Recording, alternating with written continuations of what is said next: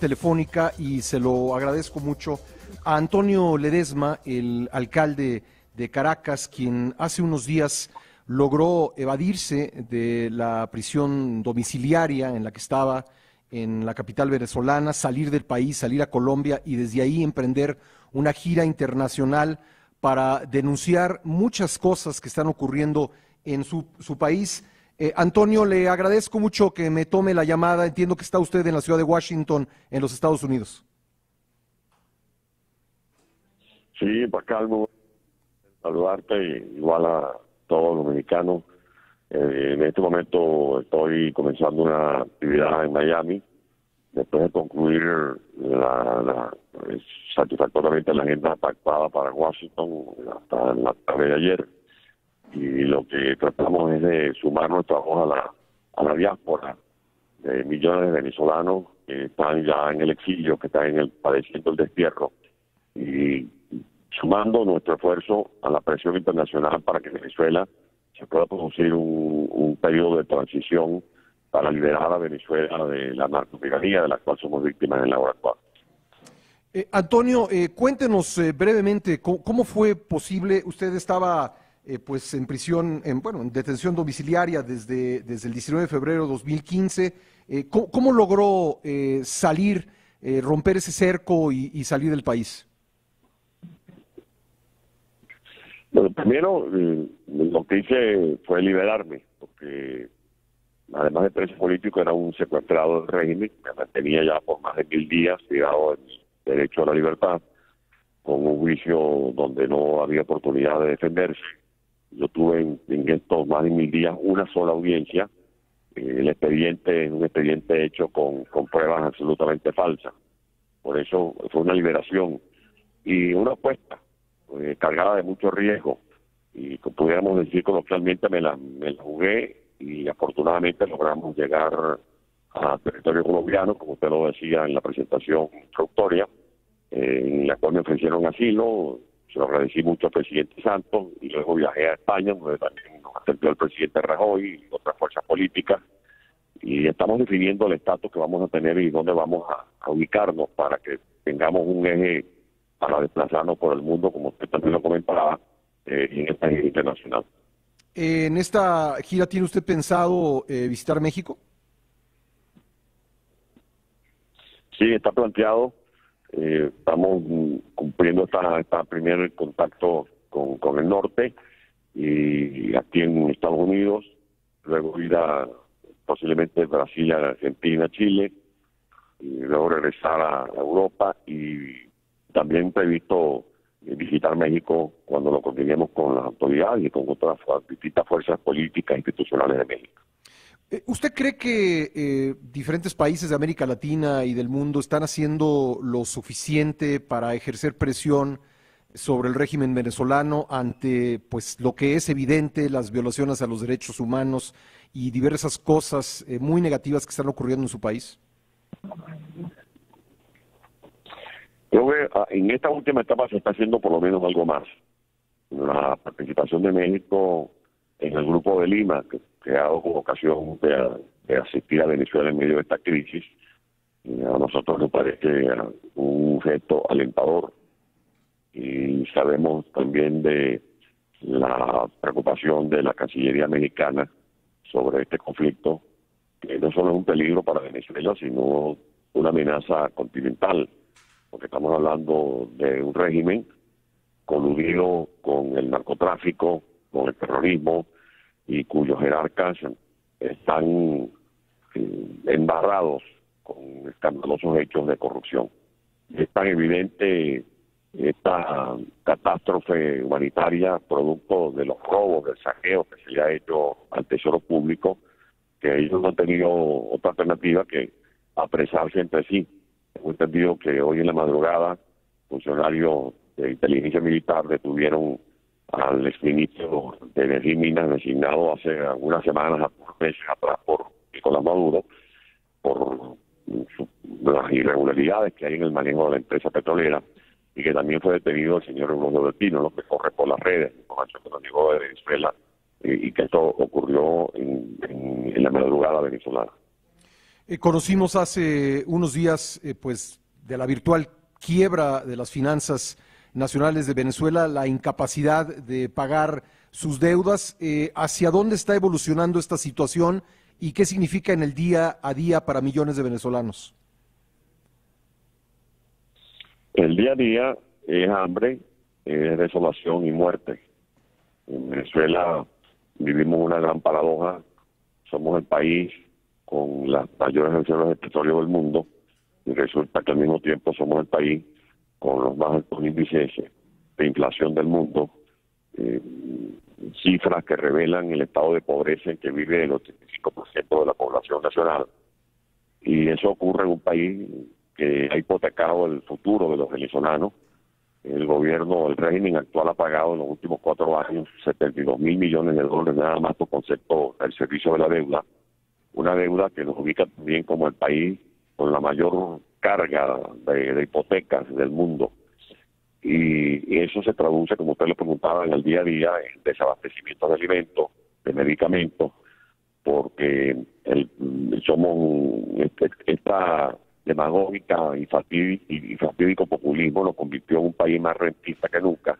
Dependemos absolutamente de la venta del petróleo y resulta que en esta coyuntura no solamente bajaron los precios del petróleo menos de la mitad, sino que Venezuela está produciendo menos petróleo. Y en la medida en que bajen los precios y se produzca menos petróleo, por supuesto vamos a tener menos ingresos.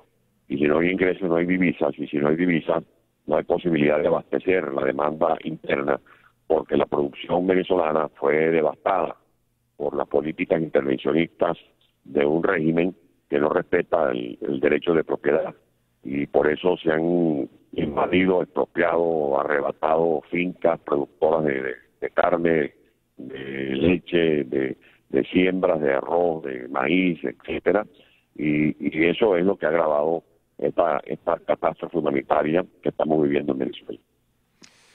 Haciendo un poco de historia, todo esto comenzó, toda esta etapa de la historia de Venezuela comenzó con una gran inconformidad de la población contra la corrupción de los partidos tradicionales, lo que llevó al poder al presidente Hugo Chávez en 1998.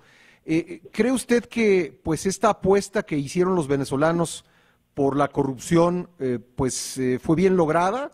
Porque todo indica que la corrupción no desapareció y al contrario se fortaleció, y lo que sí desaparecieron fueron los alimentos, entre otras cosas. Bueno, Hugo Chávez se presentó en medio de esa turbulencia que usted describe como la confrontación entre factores políticos, y ciertamente fue así. Ese mutuo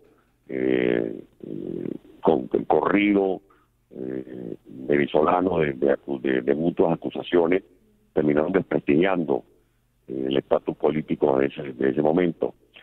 Y Hugo Chávez comenzó a desarrollar una estrategia de hacer política con la antipolítica y se presentó como el redentor, como el abanderado de los desposeídos, de los descamisados, de la gente excluida. Prometió hacer una revolución en Venezuela económica, social, institucional, y resulta que lo que vimos fue un salto a un precipicio, porque hoy no hay separación de poderes, que ya es bastante decir. En Venezuela la justicia social que prometió Chávez terminó siendo el acorralamiento de la inmensa mayoría de los venezolanos en la pobreza. La independencia de los poderes terminó convirtiendo los tribunales en paredores de fusilamiento de los que disentimos. Allá hay una criminalización de la disidencia política porque no se tolera ni siquiera el derecho de opinar. Y la corrupción, bueno, yo creo que hablábamos ayer con un grupo de analistas en Washington que los niveles de corrupción que tenemos en Venezuela nos ubican como el país donde se han producido los hechos más escandalosos. Estamos hablando de cifras que superan los 300.000 millones de dólares de negociados que se han hecho con los dólares que se dispusieron para comprar medicinas, equipos médicos, alimentos, infraestructuras, equipos para el sistema eléctrico, que terminaron en las cuentas bancarias de los llamados bolirrevolucionarios. Allá se hicieron negociaciones con China, con Rusia, para construir, por ejemplo, ferrocarriles, puentes, líneas del metro. Resulta que esos contratos se pagaron, pero no existen ni el ferrocarril, ni se concluyeron las líneas del metro, ni se construyeron los puentes que se habían anunciado para algunas ciudades importantes del país. Entonces puede decirse que pese a que estaba muy inconforme la población venezolana a finales de los años 90 con los partidos tradicionales, pues hoy la cosa está francamente peor que lo que estaba entonces. Yo creo que lo que ocurre en Venezuela debe ser un espejo para otros países hermanos que se miren en el espejo de Venezuela. No negamos que se habían cometido errores, pero hoy la gente lo que murmura es que éramos felices y no lo sabíamos, porque en comparación con los niveles de corrupción, de injusticia social, de intolerancia, no hay lugar a comparación con lo que se vivía en Venezuela. Y esta es la consecuencia de esta fórmula llamada socialismo del siglo XXI, que se ha querido exportar como una panacea a otros pueblos hermanos. Y lo que nosotros podemos por lo menos decirle, no a manera ni siquiera de consejo, sino como una advertencia a los pueblos hermanos que deben darse gobierno donde todavía funciona la democracia, es que no caigan en la celada de los que se arropan con las banderas del populismo y la demagogia, porque no hay cosa más maléfica que esos conceptos o esquemas anacrónicos, como el que le vendió como espejitos a los venezolanos Hugo Chávez, para terminar hundiendo a Venezuela en una atroz pobreza, que son los síntomas que ya no se quedan latiendo en territorio nacional, sino que son hechos que se conocen ya en todo el mundo. Y el mundo se asombra preguntándose cómo es posible destruir un país tan rico, con tantas potencialidades como Venezuela. Finalmente, Antonio, por lo menos desde fuera parecería que se han roto los consensos en la oposición. ¿Usted cree que logre la oposición venezolana, la oposición al régimen venezolano, mantenerse unida y logre en un momento dado tener un candidato presidencial único?